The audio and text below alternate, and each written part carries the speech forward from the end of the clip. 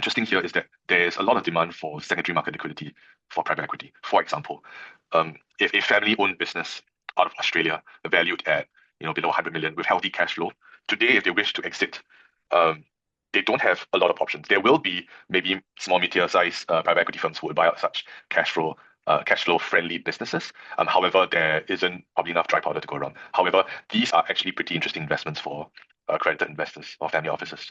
For at least the cases we've seen is that they would like a full sellout, and therefore ticket sizes between 50 to 100 million can be slightly difficult for buyers, or at least from my perspective, to buy wholesale, right? Whereas if we were to split it into $1 million ticket sizes or $100,000 ticket sizes, and distribute it among the asset managers, family offices, and private banks, that might be a bit more interesting.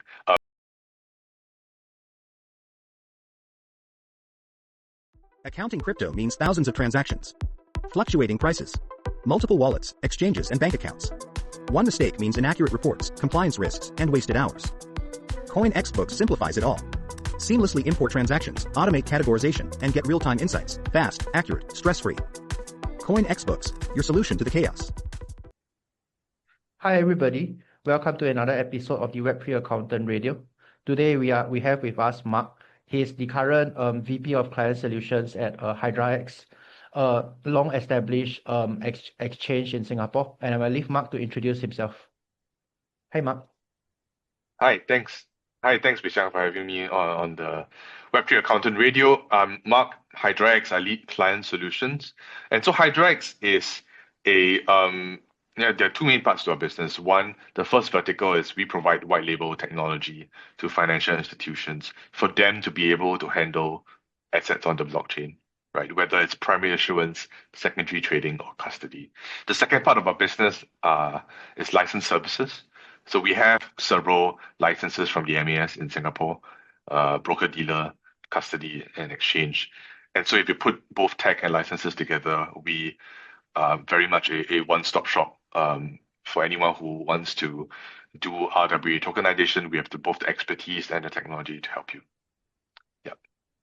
Thank you, Mark. So today, if you are looking into RWA for your business or looking into tokenization, do reach out to Mark. He has many years of experience, and very glad to have him on this podcast to share with us, what is latest going on within the space itself. In 2025, RWA has been very hot with a rise in stablecoins trading volume. So, Mark, have you seen any established partnerships or projects which you have been working on to in the RWA space in 2025? Yes. So, I mean, if you look at whether it's my LinkedIn or the company's LinkedIn, you see that we are actively, signing partnerships and working across different use cases. And I think one in particular I wanted to share is our recent collaboration with ADDX. So they are based both here in Singapore and in Australia. And the collaboration really is aimed around tokenization of private equity, right? So in the world of RWA, as I'm sure many of the listeners would know, it's very much around private credit, US treasuries, and in some pockets, real estate, right? And private equity has been kind of a interesting use case for the technology, but has been pretty fragmented in its implementation. We don't really hear about it that much. It occurs, but in perhaps smaller tranches and pretty isolated jurisdictions maybe.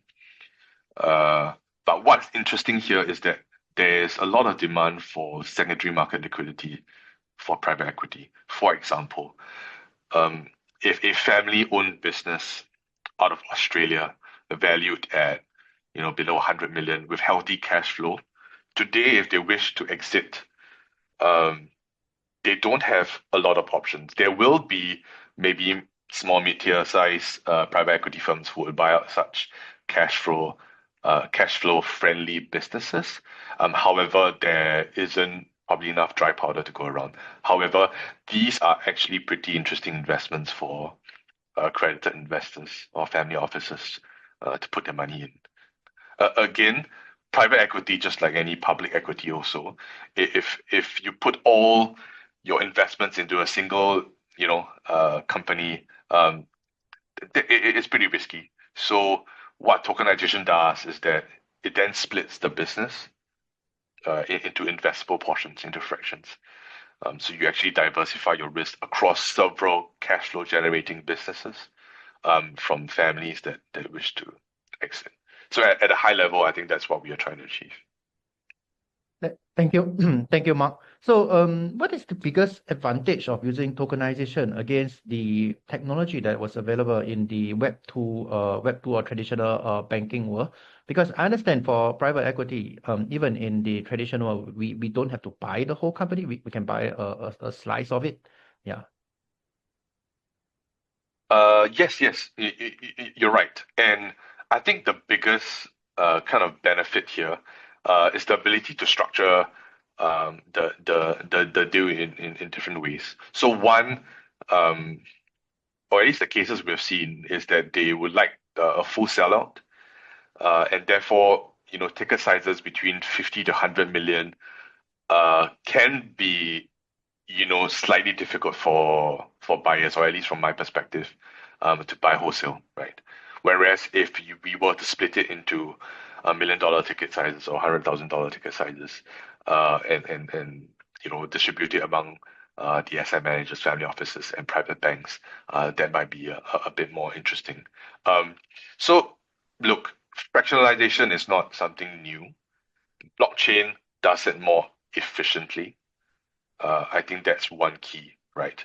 The way we can structure around it would hopefully not give corporate secretaries a nightmare, right? When it comes to administratively, managing the bidco, in the acquisition or in kind of handling the different investors within the bidco SPV. Blockchain does that a lot more efficiently because it's more transparent, and there are covenants or there are features that you can program into the smart contract to again make it more transparent and more efficient. I mean, for example, you could go as far as look, it's a convertible debt and it's actually programmed at some kind of trigger. It will convert into equity. The COPSEC is well aware of this trigger, and that's how you might be able to, execute a rather interesting exit opportunity for an otherwise illiquid asset. Yeah. Well, Mark, this is a lot to go through, but it looks like you have gone through the end-to-end, not only looking for the funds, but also ensuring that legal structuring, or even down to the details of administrative, how the COPSEC is going to update the different records itself. There's a whole bit which, to be honest, if you don't solve one of the things, the whole deal cannot go through, because it's kind of like the deal breaker per se. Yeah. So thanks for sharing that. Just one last one from me is, in the market itself, within the last 2-3 years at least, we have heard of firms like ADDX, SDAX, which have tokenized private equity, tokenized gold, etc. Also with Singapore licenses.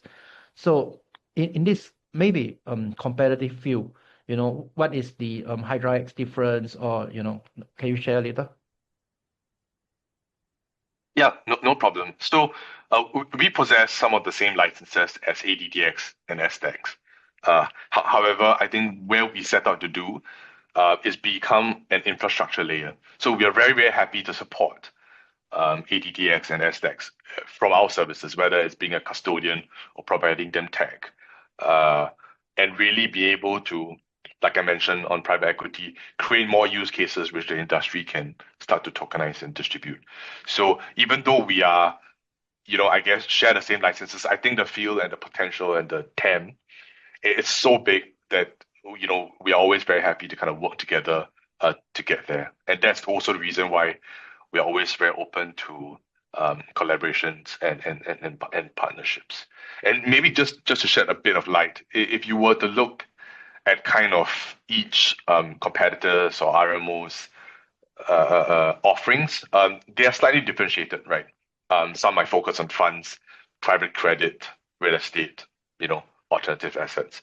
So every party is trying to find a niche use case with either interested buyers or interested sellers to be able to form that marketplace. And I think it's very interesting. And, our collaboration with Hydra X just shows that we are now going into a use case that is not, really in the limelight, and we're trying to make that, commercially viable and accessible to everyone. Thank you. Firstly, congratulations for this successful launch of the partnership or collaboration with ADDX. Thank you. Any last words from you, Mark? Yeah, just one thing. I mean, I think you started the call by saying that, look, 2025 is a really hot year for RWA tokenization, and the term has been around for quite a while. And I do see that, and I agree with that. But I think one trend that is going to, really speed up is that, look, if you want to tokenize real world assets, it has to be fully regulatory compliant, right? I think gone are the days where there is going to be just some floating token that makes a claim on an underlying. There are many ways to securitize today. There are many precedents and examples of how legal structuring is done.